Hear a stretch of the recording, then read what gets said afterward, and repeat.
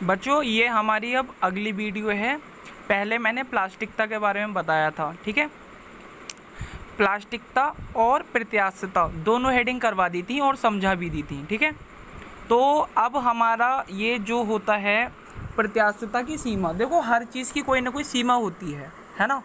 थोड़ा सा मोबाइल हिल रहा है लेकिन अब कोई दिक्कत नहीं होगी।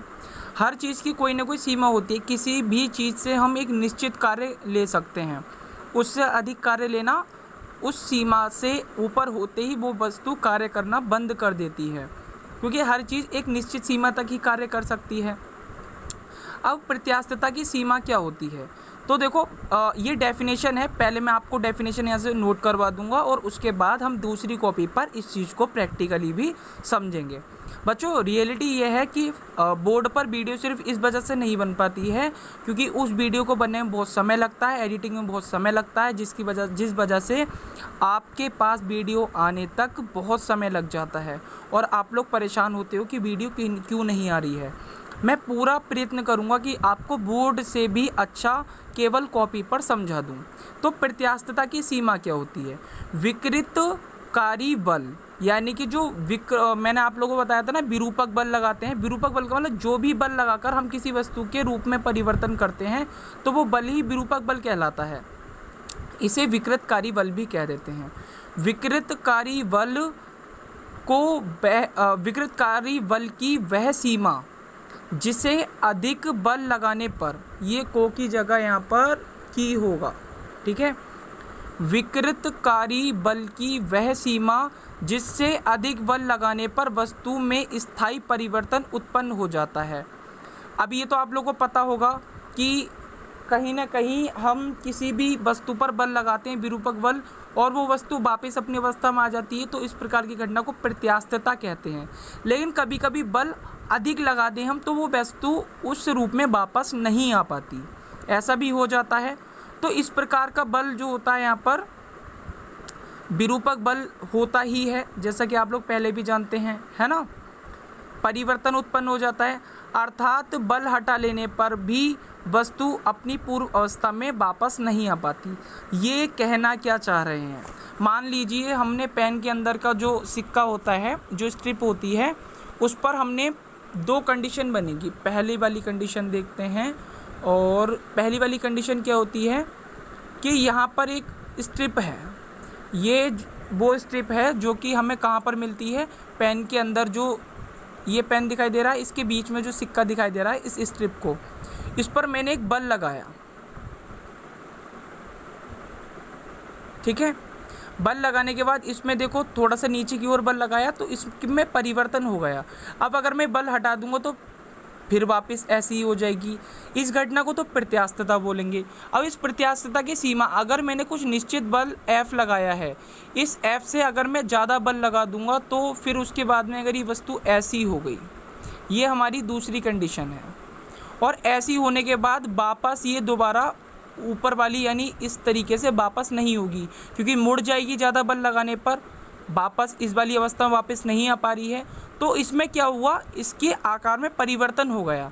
पहले थोड़ा कम बल लगाया था तो ये वापस सीधी हो गई थी, लेकिन अब ये सीधी नहीं होगी क्योंकि हद से ज़्यादा बल लग गया, उसकी सीमा से ज़्यादा बल लग गया। तो यहाँ पर यही बल प्रत्यास्थता की सीमा कहलाता है। डेफिनेशन को एक बार और देखें। विकृतकारी बल की वह सीमा जिसे अधिक बल लगाने पर वस्तु में स्थायी परिवर्तन उत्पन्न हो जाता है, यानी कि उसमें उस वस्तु की आकृति में परिवर्तन ही हो गया, ठीक है।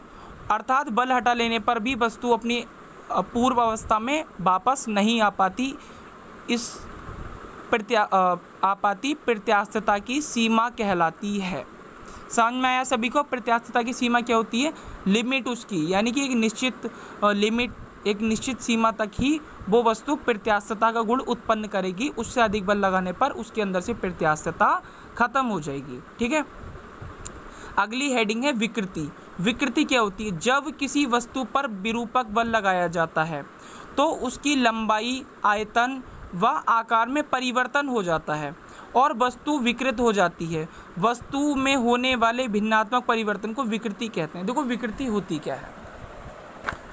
पहले ये वस्तु बिल्कुल सीधी थी, बहुत सुंदर सी सीधी वस्तु थी, लेकिन एक टाइम ऐसा आया, थोड़ा साफ क्लियर नहीं हो पा रहा हो, बच्चों थोड़ा एफर्ट आपको भी लगाना पड़ेगा समझने में। ऐसा नहीं है कि मैं पूरा प्रयत्न करता हूँ लेकिन कमियाँ निकाल करके आप लोग अपने ऊपर भी थोड़ा सा प्रेशराइज करो, खुद को तैयार करो इस प्रकार की पढ़ाई के लिए, ठीक है। पता नहीं कब स्कूल खुल पाएँ, तब तक तो ऐसी पढ़ाई चलनी है। तो देखो विकृति क्या होती है, पहले वस्तु बिल्कुल स्ट्रिप एकदम सीधी थी, ठीक है, उस पर थोड़ा बल लगाया तो इस तरीके से मुड़ गई, तो ये जो आकृति में परिवर्तन हुआ ये बिगड़ गई आकृति। यानी कि पहले बहुत सुंदर सी बहुत सीधी सी वस्तु थी, उसमें बल लगाने के बाद वो टेढ़ी हो गई, थोड़ी सी तिरछी हो गई, तो आकृति में परिवर्तन हो गया, तो इस चीज़ को कहते हैं कि वो बिगड़ गई। यानी किसी व्यक्ति की, अगर हम, ये कोई व्यक्ति है, ठीक है, अगर मैं इसकी आंखें यहाँ से यहाँ पर कर दूँ, ये वाली आंख यहाँ पर कर दूँ और मुंह यहाँ पर कर दूँ, तो क्या ये अच्छा लगेगा? ये बेकार हो जाएगा, बिगड़ जाएगा, है ना। इसकी आकृति बिल्कुल सीधी थी, अब टेढ़ी हो गई, तो ये भी बिगड़ गई। तो इस प्रकार की घटना को विकृति कहते हैं। क्या कहते हैं? विकृति। जैसा कि विकृति में डेफिनेशन में आपको मैंने पहले भी समझा रखा है, जब किसी वस्तु पर विरूपकता बल लगाया जाता है तो उसकी लंबाई, आयतन व आकार में परिवर्तन हो जाता है और वस्तु विकृत हो जाती है। यानी लंबाई में परिवर्तन हो गया तब भी विकृत हो गई, आकार में परिवर्तन हो गया तब भी विकृत हो गई, आयतन में परिवर्तन हो गया तब भी विकृत हो गई। अब आकार और लंबाई में तो आपको परिवर्तन समझ में आ रहा होगा, आयतन में कैसे परिवर्तन होता है वह भी आप लोगों को समझा देता हूँ, ठीक है। ये कोई बॉक्स था, बॉक्स में बना लेता हूँ पहले।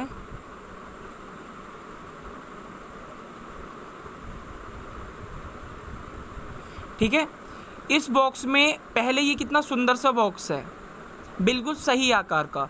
अगर मैं इस पर फोर्स लगाऊं, कोई ईंट रख दूं या कोई गोला रख दूं, फिर उसके बाद में इसका बल जो होता है बहुत पिचक जाए, बहुत ज़्यादा।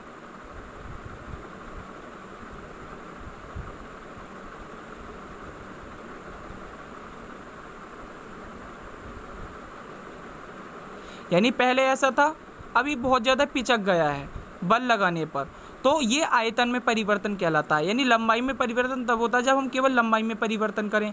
आकार तो आप लोग समझ ही गए होंगे कि आकार पहले सीधा था फिर गोल हो गया। आयतन का मतलब होता है कि पहले वो इतना बड़ा था अब इतना छोटा हो गया पत्थर रखने के बाद, तो यहाँ पर आयतन में ये परिवर्तन कहलाता है। तो समझ में आया आपको विकृति क्या होती है। विकृति की डेफिनेशन आप लोग को नोट कर लेनी है।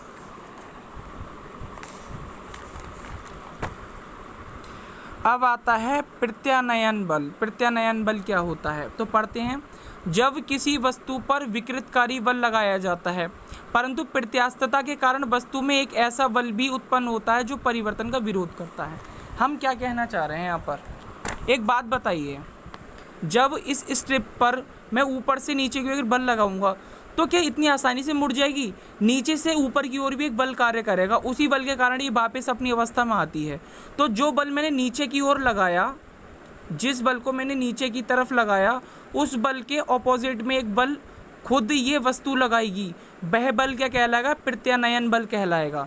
प्रत्यानयन बल का मतलब होता है कि वह अपने अवस्था में परिवर्तन का विरोध करती है। एक बार और देखें, जब किसी वस्तु पर विकृतकारी बल लगाया जाता है परंतु प्रत्यास्थता के कारण वस्तु में एक ऐसा बल भी उत्पन्न हो जाता है जो परिवर्तन का विरोध करता है, उसे प्रत्यानयन बल कहते हैं। ये गलत लिख रखा है, विरोध, ये बच्चे भी बड़ी गलत काम करते हैं, करता है, उसे प्रत्यानयन बल कहते हैं।